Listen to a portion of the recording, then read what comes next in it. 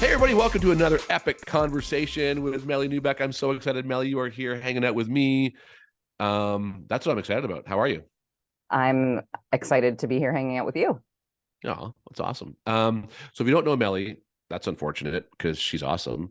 And Meli was at Epic last December, which seems like 100 years ago, and also yesterday. Meli, I need the world to know where you are right now in the world. It looks tropical. I am in Naples, Florida. That is where I live. Nothing about this looks tropical, but I'll just do like a real quick shoot. And there is a little palm right there. There it There's your is. tropical. There it is. Yeah. And you I have a live in, series of small trees or succulents or bonsai trees on I your table. do. There's one bonsai that was one of my birthday gifts this year and a little succulent situation. Hmm. All right. Do you Hmm. like plants? I do like plants. I am still not super great at knowing how to properly care for them, but I've decided that I think my fundamental issue is that I don't spend enough time with them and give them Hmm. attention and love. And so that's one of my goals for this summer, actually, is spending more time outside with my plants. Well, you've got a new place, right? You just moved in a new place. Yeah, I You got lots of did. green space. Lots of green space, lots of inside space. We're redoing our master suite right now. Just built a she shed slash office in the front. We have our RV that we're going to start renting out, putting a pool right there. There's a lot of stuff going on. Well, I'm coming down for a visit. Please do. I, Don't, yeah, don't joke about I things like won't, but that. I won't come down in the summertime because the summertime in Canada is beautiful. So I'll come down Yeah, when the temperature drops a little bit, and I want to get back into the warmth because right now it's like 80 degrees outside. The sun is shining, everything is green, so I feel good about that. that's the way to do it. Melly, so I need to so for those who don't know who you are, I didn't have a chance to meet you in Toronto in December. I need to know a little bit of kind of the bio, kind of the Wikipedia page of Melly. What is it that how do you spend your time? I know you're a creative person. I know you're into like just betterment. I know you're so many cool things. So what is it that how would you define you? What do you do? I love that. I love the question being, how do you spend your time? I've tried to start asking people that over the years instead of what do you do, right? Hmm. Because I asked both though. I'm sorry. yeah, I didn't no, say which hey. is which is totally fine. That's fine. Wasn't gonna call you out, but you called yourself out. A very beautiful butterfly just distracted me. So And I'm I not the butterfly, so keep going. you are you're not, but you are beautiful. So there's Oh, that. stop it. Okay, this is getting out of control. Just back to you. How do you spend your time, Melly? Back to me. So I am a serial personal development lover for sure. I love just trying to be the best version of myself all of the time. And I love finding people who are interested in the same and having a supportive community around me. So really, I actually spend a good amount of my time, honestly, having conversations with people in my life as often as possible in person. But um, I thrive off of people to people connection. So as often as possible, I really am trying to connect with people. And I've owned a photography and so I own a photography business that has sort of organically grown into videography and some other creative pursuits, sometimes branding and like graphic design. Going on year 8 of having that business, and the time freedom that it brought me after working in a traditional, I got my first job when I was in my teenager. I always had multiple jobs and I loved working because it gave me a sense of purpose. And I like being good at things and like, I just like getting stuff done. But it was never presented to me that I could do my own thing. It was just not like in my purview. And so then when the opportunity to start my business came about, I was like, after a couple years, I was like, whoa, I'm like doing this is like working and it's like super cool. I like get to go wherever I want, whenever I want, do kind of whatever I want. I'm working hard. Sometimes I fall asleep at midnight with my laptop in my lap because I'm working, but I get to do what I want. And I remember one of my oldest friends was like, "Are you at all surprised that you work for yourself?" And I was like, "I mean, I kind of like this is like dream. I just didn't even know this was like a thing that I could do." And she's like, "Oh, I have this does not surprise me at all." She was saying it because I don't love authority. I don't love someone telling me how exactly I have to do something. I like to figure that out myself. So for her, she was like, the fact that you get to make your own rules and do your own thing is not surprising. But for me, it was just the whole lifestyle. So really, um, sometimes I say I'm like kind of serial entrepreneur just because I have a million ideas and I'm Hmm. always doing some side projects here, there, and everywhere. I don't like to call them hustles so much as just projects and Yeah. journeys. So I like to do a lot of different things. It's really difficult to define myself. I feel like I'm defined by all of the existence, the universe, all the things around us, every experience that I encounter. And then you mentioned creative. I mean, obviously, I chose photography as the thing that I mostly tell stories by, but really actually ultimately think I'm a storyteller. And we've always said that in the business too. I say we because my husband works in it with me as well. But I always say we're storytellers first and photographers second. And I think that's very true for me in my life too. Like I love telling stories and I just love creating whatever Yeah. comes out of my crazy brain. Yeah. So you're an entrepreneur. You are photography is the vessel in which you use your entrepreneurship, but you also have a ton of other side projects. And I love the idea of calling them not hustles but projects. They really are. I think if you're into entrepreneurship, you don't call them side hustles because they're just more projects you're working on. There's something else Right. that might stick, might not stick. That's how you experiment. You figure things out. Um, and I met you because we have a mutual friend, Kara Filler, and Kara is also an Epic member who is an incredible speaker, works with youth. And I met you because you came up to like it was just the craziest way we met. And like if I'm so grateful. And I have so many things I want to say. If you follow Meli on Instagram, which is what's your Instagram? It's at Meli Neubek, which no one will know how to spell that, but I'm sure it'll like be on the screen somewhere. It We will just be. put it We'll up we'll there. we'll put it on the screens. Mikey will put it on Cool. the screens. It's right Thank you, there. Like Mikey. yeah, By the way, he's so hi, great. Mikey. Love Mikey. Oh, he'll appreciate that. He's the quiet guy in the back. He's the But best. and I met you. I was like such a interesting like for those who don't know, I run this big conference called OSLC. It's for 2,000, almost 2,500 people. And Meli rocks in with Kara, who I haven't seen since before the pandemic. And oh, I'm taking pictures. The whole thing was like, who are you? Why are you here? Oh, I'm just taking pictures of, and I'm hanging out with Kara. Like we're doing some things. I was like, okay. And then we ended up hanging out. We ended up going out for something to eat afterwards. And I just fell in love with your entire vibe. And I said, oh my gosh, like Meli has to be part of Epic. And kudos to you. You took the risk. A month later, you're in Toronto. Your second time in Canada. You're like an old school Canada traveler now at this point. And I just you just make my day. And so I'm so grateful that the universe threw us together through Kara. Anyway, that's how we know each other. That's how you came into the Epic world. But I say if you follow Meli on Instagram, because every day you're committed to, I don't know if it's your plan, I don't know if it's like what you're doing for content or how you're doing it, but you literally put the coolest stuff up. And like 8 out of every 10 things you put up, I want to repost. Because I love the energy, I love the vibe, I love the conversations you create. I love the organic, like it's just so good. And I think that explains who you are. Thank you. I appreciate that. Because honestly, often I think I'm hard on myself that I wish I were creating more of my own, I'm not gonna say genuine content, but often I'm sharing things that just resonate with me. And then sometimes I talk on it, sometimes I don't. I'm not a big poster, I'm more of a story person. Mm-hmm. Again, it's that storytelling piece. It just like makes that easier to like just do on the fly and not overthink. Yeah. But yeah, honestly, I appreciate that a lot. And people like it just depends the mood I'm in. Like sometimes it's all just funny stuff. Sometimes it's super serious. Sometimes it's a mixture Oh yeah, of, some of it is really funny, and your cats sometimes are it's very important cats. in your life. Cats. I love my cats. None of them are out. Oh, actually, one of them is sleeping behind me, but Yeah, like oh, what's I that one's know name? Charlie. Charlie. Charlie. How many cats do you have? You're a crazy cat Three. lady. Yes, three. I think four is when you officially become crazy cat lady, and Okay, Matt won't let me get four. So we're good. We're holding you're at fast that. at three. Yeah, so you're a portal. I think you're a portal of goodness. Oh, I love that. Thank you. Like Portal of I goodness. often will like look at your stories, and some stuff I don't understand because I just don't, because it's like too like out there for me. But I can out of 10 things, I'm like, oh, that like makes me feel better today. And sometimes I need to feel better today. I love Um, that. I think we all so need that. you say that you are a person who is obsessed with, you didn't say obsessed, someone who is in love with the idea of betterment, of self-development. Um, and you've been to a lot of things.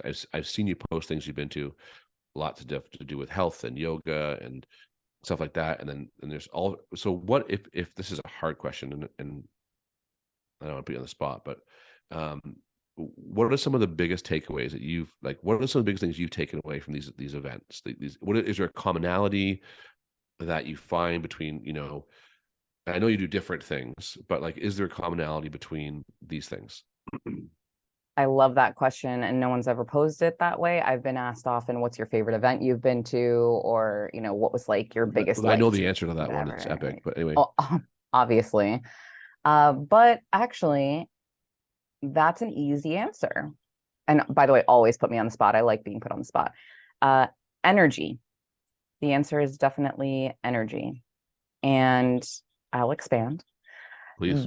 I would say the first major like immersion event that I put myself in. I actually did like a little teaser event with Gary Vee and Tony Robbins on the East Coast of Florida in 20, I think it was 16. It was like a 1 day thing. Gary was headlining the morning, Tony was headlining the afternoon. Believe it or not, I knew Gary and was following him then. Didn't really know a lot about Tony, even though he's been around forever. And but I was like, shoot, this price is great. Like, let's do it. And that was just a 1 day. It was like 1,000 people in this conference center. And then it was, of course, then intended to like sell you to go to other things, which then I ended up going to Unleash the Power Within, which for anybody who doesn't know is Tony Robbins kind of like one of his signature events. It's kind of his intro event. And that was 10,000 people. And we went to that, I think like 6 months later. And so I started with this thing that I was just like, whoa, this is wild. Like all these people in here are like, we're all like vibing to this. Like we're like jumping up and down. This is crazy. Like what's going on here? And it was the energy in that room that made me decide, it was Tony's energy, obviously too, but like the whole thing, I was like, this is amazing. I need more of this. And then when I walked out of day 4 of UPW 6 months later, I remember turning to Matt, and Matt's my husband for everybody actually who does not know that.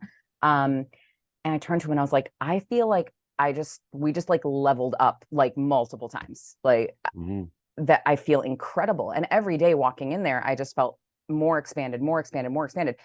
And honestly, a lot of people walk away from those experiences saying that they like made lifetime friends, etc. We made one friend with a guy who was really great, but otherwise I was in it, me and him, to do what we were doing, have a good time with whoever was around us, fine. But just personally for me, I had never put that much intention into something that's intended to make you just like burst with energy.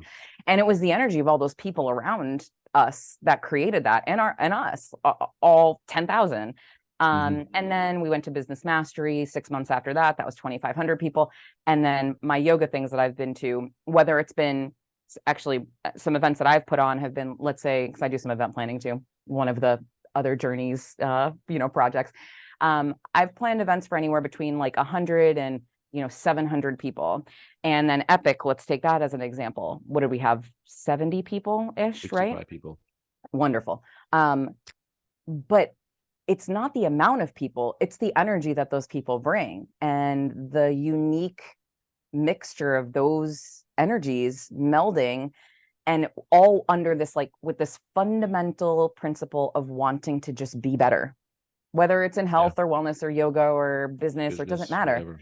Yeah. And so what I've learned, I would say the most is how important energy is. And so that we can take down all the way to like, who am I spending my time with this week? If I have the option to go here with 5 friends and play trivia at a bar and watch a game, or I can hang out with 1 or 2 people who are going to have like really awesome conversation, and I'm going here 10 times out of 10.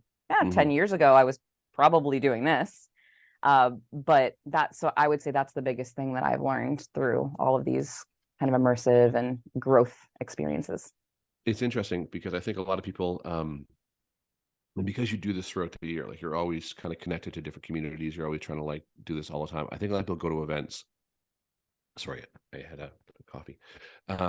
People go to events and they think it's like a one and done thing, and I always struggle with that as someone who plans events and been part of events for years. I went to Greg and I went to a Tony Robbins event in Vegas. We went to personal mastery. No, sorry, we went to business mastery. And it was like completely different than anything I ever experienced. And it was like going to church.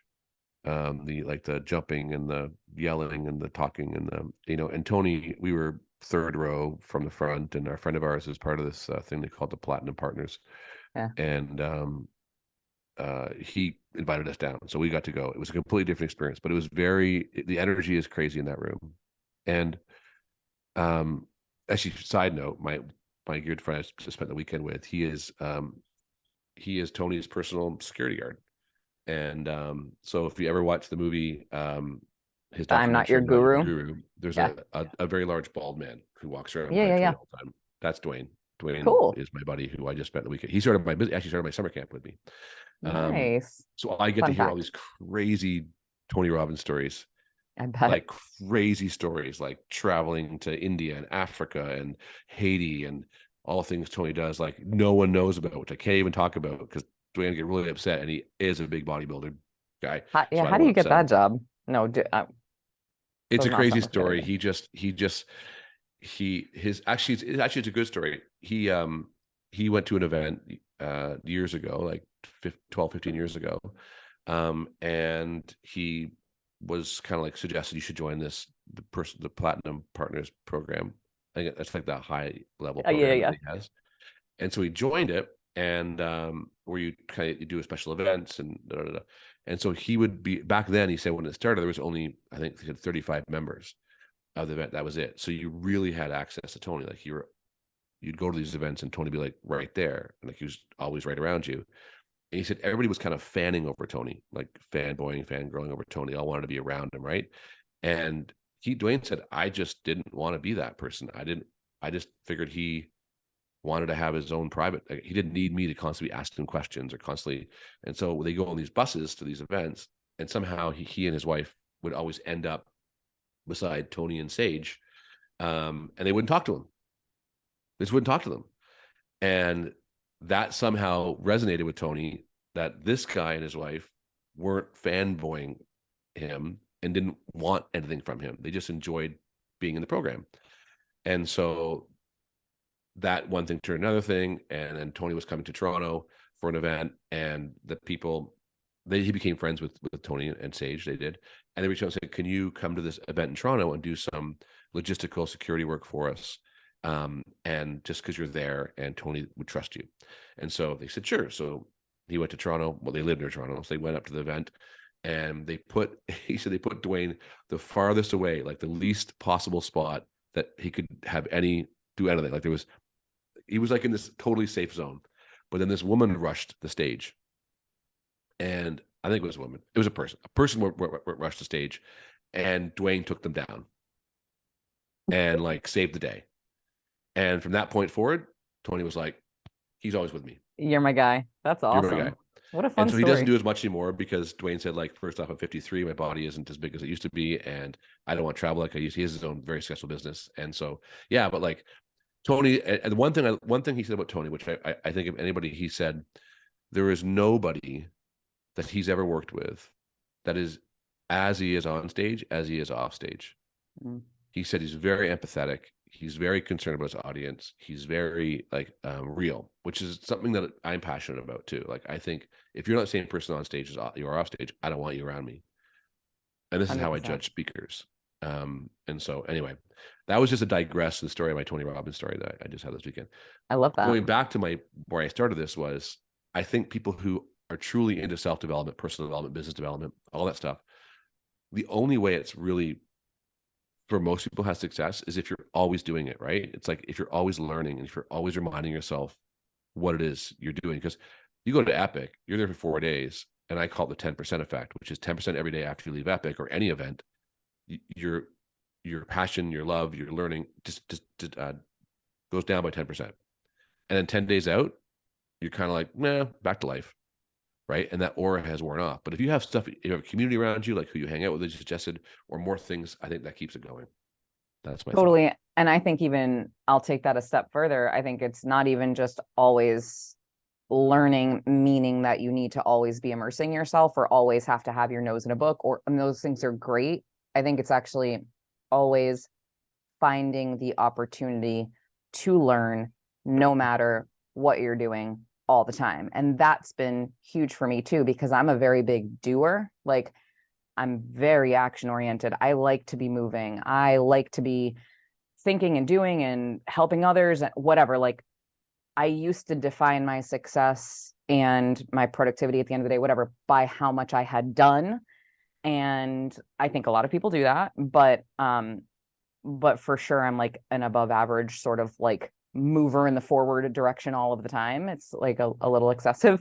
And so actually the last year or two that have been so transformative for me have been leaning into the moments of where I'm like, I actually am so tired because I've been doing for so long that I don't I don't know what this feels like, but I don't want to do right now. And that's okay. I'm still learning something in that moment, learning Right. a completely new and different side of me, which has been this cool challenge.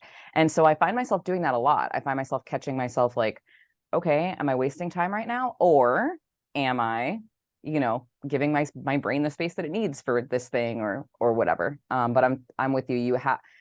It's great to take breaks. It's great to find different paces and balance and whatnot, but to always have that desire to just be better, to Hmm. be as, good as you can be, as great as you can be, So I you think said that is. you used to judge yourself based on how much you've done. Mhm. So would you say you now base your success on how much you've grown or are growing? Or how would you, like you said, you used to do it by how much you've done.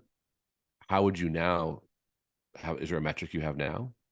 Great question. Also, when I said earlier, I used the word expand versus grow. I used to say grow all the time too. Hmm. I And I like don't that. remember who said it. Somebody, it wasn't Tony, but it was like somebody, maybe not at that level, but anyway, it was not too long ago that somebody was like, the thing is, if you're always looking to grow, then there's this idea that like this trajectory like just has to keep going. And that's not realistic. And I was like, that's true. It's not realistic. And it does always just make you feel like you need more, more, more. Whereas expansion is that like outward in all directions, Mm. multi-dimensional.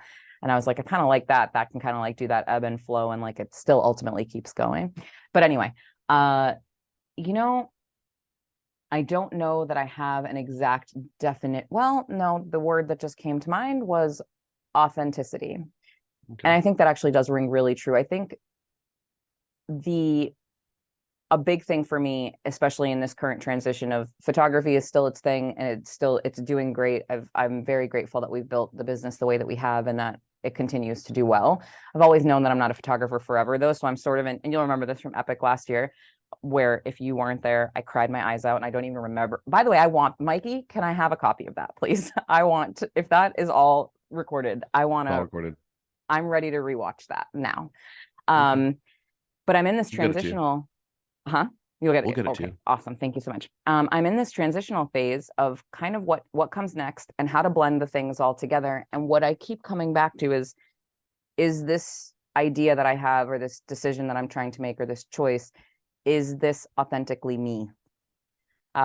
Because this idea that we are all these magical beings who are here for whatever purpose or multiple purposes, but with our unique energies and our unique gifts, means that, as cliche as it sounds, to show up as one's authentic self can be the only right answer. I believe that there's really not right or wrong in most cases. I think that there just is what it is. Uh, but in particular with this, I feel like authentically being oneself. So I would say me showing up as me and breaking through the obstacles of self-doubt and question and insecurity and whatever else comes up, fear. That's probably the thing right now that is my biggest metric of if I feel like I'm succeeding. I Do you think authenticity is who you are or who you hope to be? think authenticity is I think it's that's an interesting question. I mean, who you I hope to just mean be. like we go to these events and we go to Mhm. these different things because we're hoping to acquire skills, perspective, insight, because I think we're trying to evolve into something that we, we we're happy with or we're content with, and I'm wondering, like, so I always think authentic, or is authentic more about just being as real as you can be, but I real in the current state or real in the future state? Real in the I all the don't know. time state. It's real in the Okay. current state. It's real in the future state. I believe very much in intentional languaging. Um, I didn't used to call it intentional languaging until I actually went through yoga teacher training, and that was just something our teacher used a lot. And I said, oh, I've always said how important communication is and choosing your words carefully and all that, but I really love just intentional languaging. Sounds wrap it Mhm. up in a nice bow. And so, like you just said, evolve into somebody who we're happy with. And I do think that there are points in life where we can definitely get low enough where we're like, I am for sure not happy with who I am, and how can I become somebody who I'm going to be happy with? Um, I can truly say I don't know that I've ever been in a place where I've been like, oh, I need to get out of here into a place where I feel better about. For sure, been in places where I want to feel better about myself, but I have this way, and I always have, whether you want to call it positivity or optimism or whatever, but I find ways to be content. I try to, at least, Mhm. all the time, and that's an authentic thing too. I just think authenticity shows up everywhere. Sure. Um, yeah, and just it's like a mixture of your. I would just watch this video. This woman was explaining what she believes is the difference between your gut and your intuition, because a lot of people group those things together. And this might be like woo woo. Maybe this is like one of the two out of 10 things that you're like, that's out there. It's not for stew that I share. But she's talking about your gut being more of that primal, like actual physical, almost like wisdom intuition. And then your intuition, if we talk about our third eye, right, is like the intuition of perhaps even like your ancestors and like these energies that you can't even really understand, Sure. but that you do hone over time as well. And so I think when you show up like authentically by honoring your gut, your intuition, your whatever, the breeze hitting you in just the right way, whatever it is that makes you feel like this is me. This feels like me. And that's happening all the time. I hope. Yeah. Yeah. That's the hope. That's what you want. Correct. I do think, Melly, that if I was to have asked myself 10 years ago what I thought my authentic self was, it'd be different than when I asked myself now what I think my authentic self is. Me too, 100%. And it'll be Yeah. different probably in 10 years. Yeah. Like I often think I was talking to Nally Davison this morning on the phone about something, and I said there are some times that I just wish that I could just, it's gonna sound dramatic, but I could just You disappear. dramatic? Yeah, I know, right? That I could just disappear, right? And just like go and become like live in a cave. We don't have any caves around us, so I can't do it. But like live somewhere where I don't have any public front.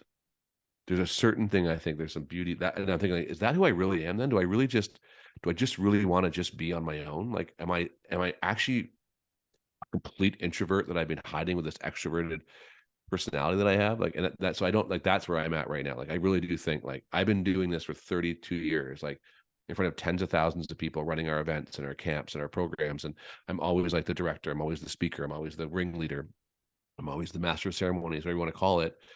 And like sometimes I just think I would like to be in the back and no one knows who I am.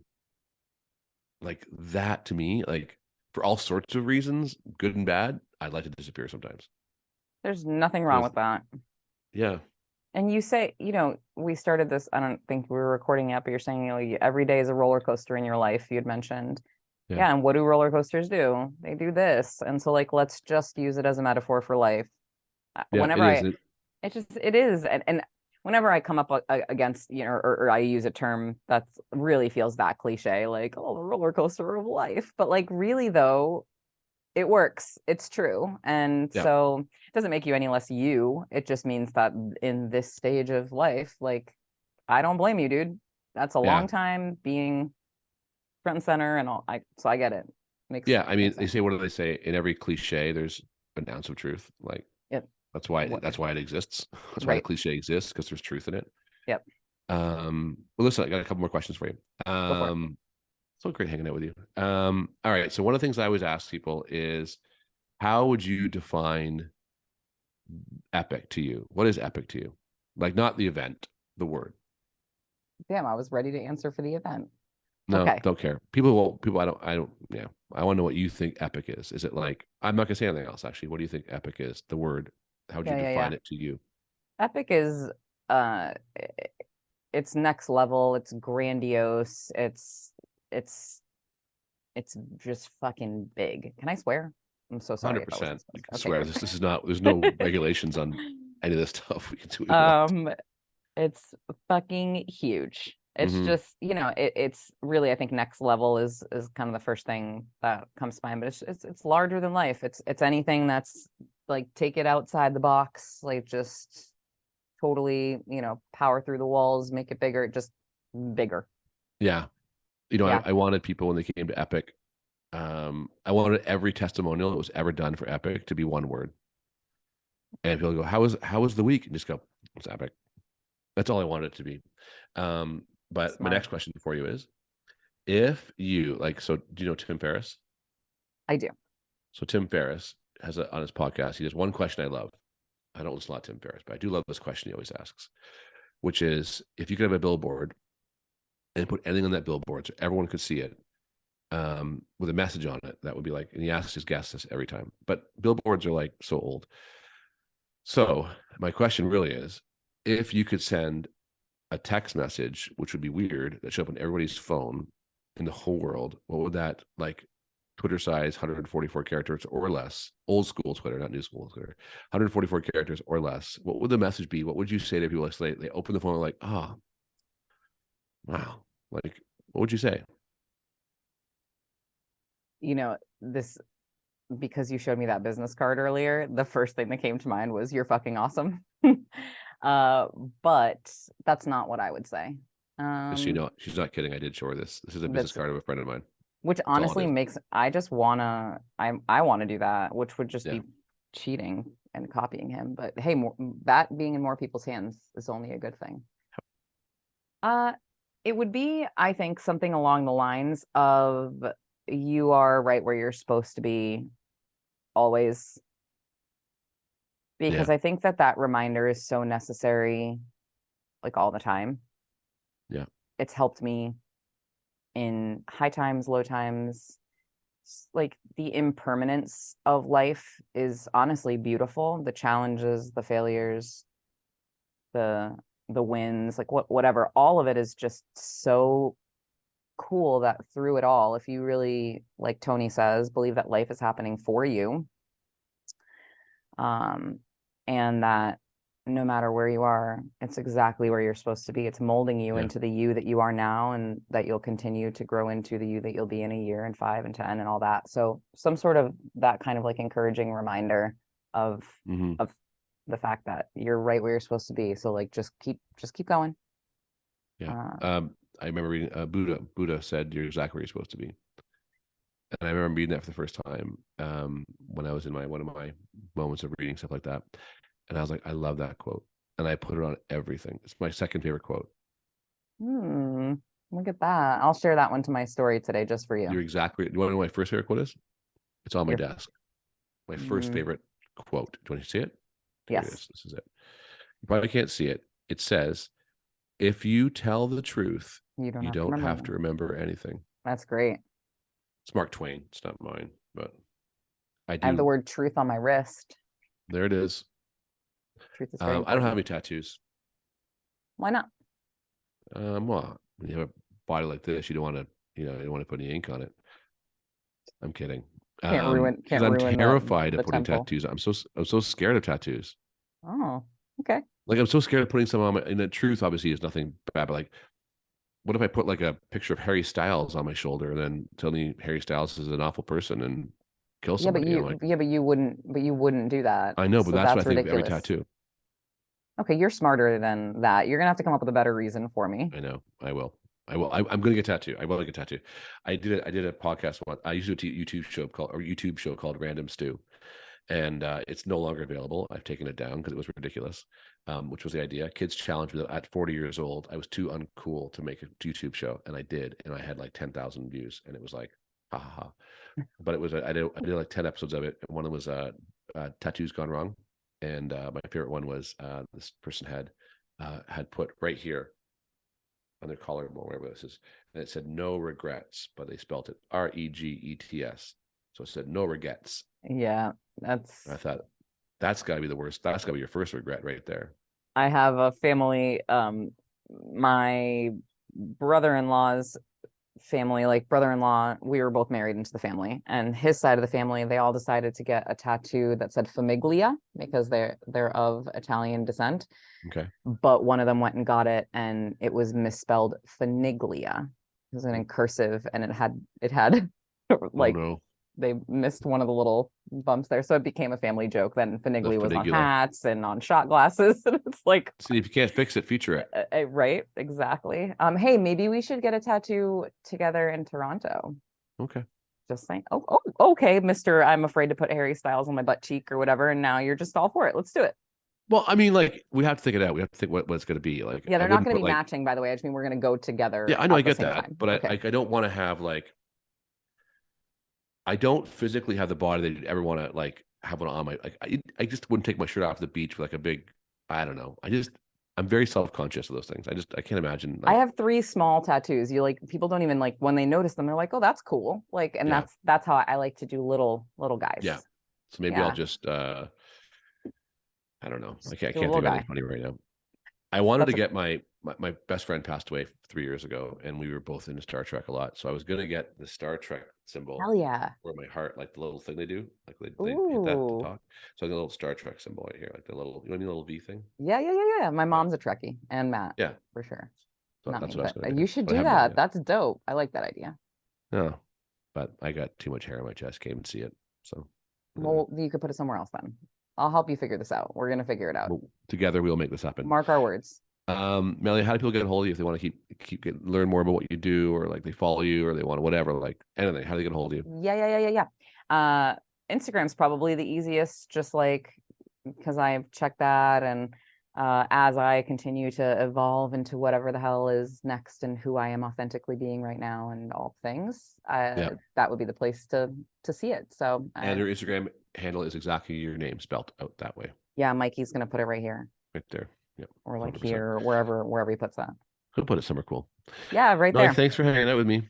Thank you for having me. This was wonderful. Appreciate it. We'll talk soon. I'll see you in December. Yeah, I can't wait. I really can't. We'll talk before that. We'll talk before that. That would be great. I would hope so. And everybody else, thanks for joining us on another episode of Epic Conversations with Stu and Meli today. Thanks, everybody. Have a great day. Bye, everybody.